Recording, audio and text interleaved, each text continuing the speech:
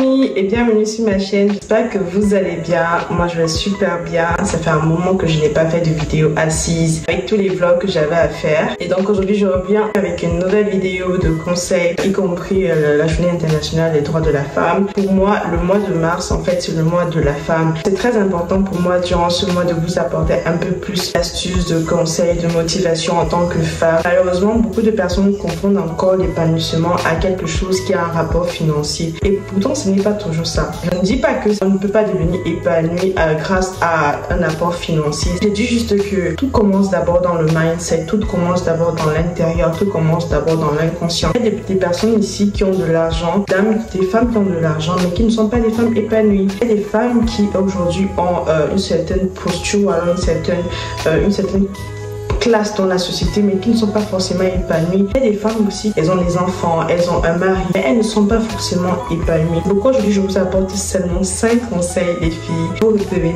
cette femme épanouie, parce que moi aussi je suis passée par là. Je pensais que mon épanouissement devait être à travers les autres ou bien que ça devait être un épanouissement financier, et pourtant ce n'était pas toujours le cas. Alors le premier conseil que je vais te donner, toi qui souhaites être une femme épanouie, laisser derrière ton passé. Donc laisse derrière ton passé. C'est pourquoi c'est ton passé. Tu ne peux pas revenir en arrière, tu ne peux pas refaire ce qui a été déjà fait, tu ne peux pas passer ta vie à culpabiliser. Généralement, on n'est pas épanoui parce qu'on regrette, on se remémore des choses qu'on aurait pu faire ou alors des personnes qu'on aurait pu retenir. Ça fait de nous des personnes un peu crispées vis-à-vis de ce que nous avons actuellement. C'est comme par exemple, peut-être vous n'avez pas réussi à avoir une opportunité à un moment, ou alors vous n'avez pas été avec la personne que vous vouliez à ce moment-là. Ça ne sert à rien de ruminer, de se dire oh si j'avais su.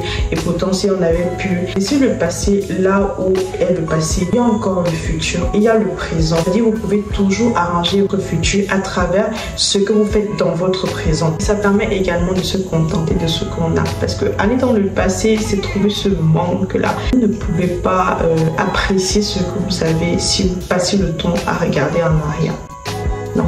Chaque chose dans la vie vient pour une raison, soit pour une leçon, soit pour être quelque chose qui va vous marquer à vie, soit pour faire partie de la personne que vous devez être en fait. Prenez le temps de prendre un bout de papier et de dire je renonce à telle chose, je ne pense plus à telle chose, je décide de libérer telle chose dans ma vie.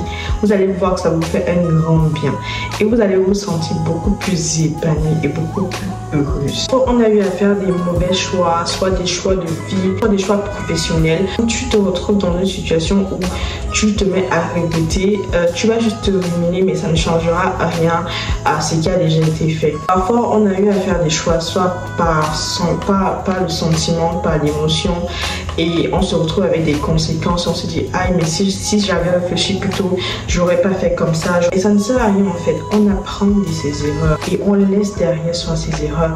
On se pardonne, on se dit à cet instant, on n'était peut-être pas assez mûr ou assez réfléchi, ou on n'avait pas assez de discernement. Donc ça ne sert à rien de culpabiliser et de s'en vouloir. Vivant comme ça, vous ne pourriez pas être épanoui. Vous allez ruminer pendant combien de temps encore? Qui est au passé appartient au passé. Alors le troisième conseil que je peux vous donner, c'est d'avoir confiance en vous. Ayez pleinement confiance en vous, parce que si vous n'avez pas confiance en vous, les autres n'auront pas confiance en vous. Par conséquent, quoi que vous allez faire ne pourra pas forcément aboutir, parce qu'il y aura toujours ce manque qui va se voir dans vos ajustements, dans votre façon de faire, dans votre façon de parler, la relation que vous avez même avec les gens. Et les personnes qui n'ont pas confiance en elles sont des personnes parfois qui sont complexées et parfois envieuses. C'est-à-dire qu'elles ne regardent pas qu'elles ont quelque chose en plus, mais elles regardent toujours que non, c'est l'autre qui a. Sachez également que même les personnes les plus sûres d'elles ont parfois une baisse de confiance en soi, et c'est quelque chose de normal. Nous sommes des êtres humains. Nous sommes amenés à tout le temps nous remettre en question, à douter même parfois, ou quand on est face à une situation, à se demander si on est apte, capable d'assumer, de faire telle ou telle chose. C'est tout à fait normal. Quand ça vous arrive d'avoir cette baisse de confiance en vous, ou si vous n'avez pas confiance en vous, tout simplement, dressez une liste des choses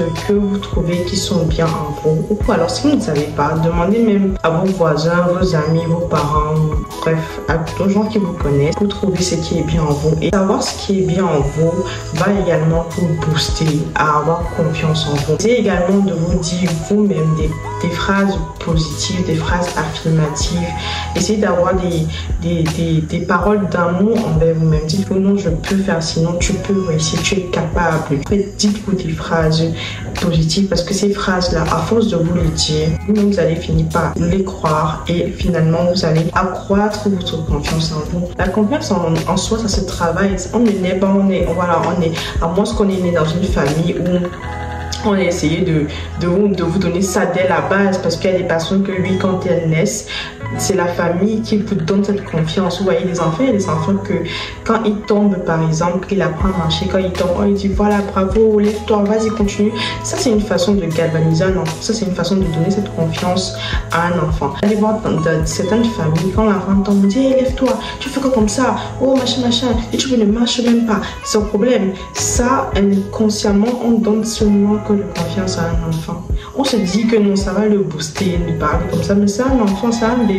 Par moments, ce sont des traumas, je veux dire, de l'enfance qu'on se retrouve comme ça. Essayez de travailler sur votre confiance. Vous allez voir que vous serez beaucoup plus épanoui dans les domaines de votre vie. Alors, le quatrième conseil à la famille, c'est de mettre Dieu dans tout ce que vous faites. Oui.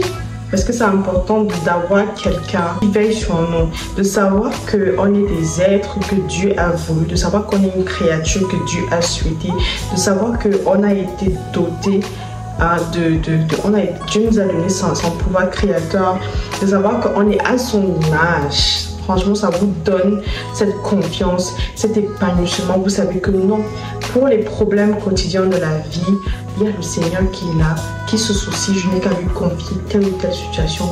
Pour moi, ça marche. Pour moi, c'est ce que je fais. C'est mon support, que ce soit émotionnel, financier, physique, bref, tout. Donc, je remets tout ce que j'ai au Seigneur. Et c'est là ça a été ma plus grande bataille, parce qu'au départ, j'étais quelqu'un qui voulais toujours contrôler tout.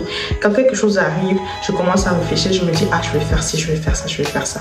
Et à la fin, je commence à subir le stress et je me rends compte qu'en fait, je n'ai pas la capacité ou bien l'aptitude nécessaire pour pouvoir supporter certains de mes problèmes. Et donc du coup, je laisse maintenant à Dieu. Ça peut paraître banal, mais pour moi, c'est quelque chose qui marche. Ça me rend plus épanouie. En t'associant de telle ou telle chose, diminue. Donc, ça ne peut que te donner des maladies et tout. Ça te fera, tu seras touché, écrit, même contre et même en vouloir à ton créateur. Donc moi j'essaie au maximum de tout montrer à Dieu, de tout lui donner dans tous les domaines de ma vie. Alors la famille, mon dernier conseil, c'est de passer à une nouvelle dimension spirituelle. C'est-à-dire que quand tu vas entretenir une relation personnelle avec ton créateur, tu auras une ouverture à une nouvelle dimension spirituelle dans ta manière de prier et dans ta manière de voir la vie. C'est-à-dire que quoi que vous vouliez dans la vie, sachez que la vie réelle est juste une manifestation de ce que nous avons déjà pensé dans l'inconscient, de ce que nous avons déjà prié pour avoir dans notre inconscient. Et ça se travaille. Avec le temps, ça se travaille. Tu peux, par exemple, à travers les conversations que tu as avec ton créateur, avoir un petit carnet où tu écris toutes tes pensées. Tu peux également écrire des prières comme si tes prières s'étaient déjà réalisées, parce que vous savez, on le dit dans la Bible, demandez et vous aurez. Ou alors, on dit également dans un passage, dans un verset biblique, quoi que vous demandez à mon nom, pensez que vous l'avez déjà reçu. C'est-à-dire que tu ne l'as pas encore reçu, mais si tu demandes quelque chose et que tu veux vraiment ça, pense que tu l'as déjà reçu. C'est d'être dans un état où ta condition physique ou alors ta situation physique ou ton présent n'impacte pas ton futur, parce que tu restes ouvert aux opportunités, tu restes ouvert à ce qui peut arriver de bien dans ta vie. Et ça te permettra, tu vois, d'attirer à toi tellement de bonnes choses. Donc voilà la famille, on arrive à la fin de cette vidéo. J'espère que vous avez aimé le thème.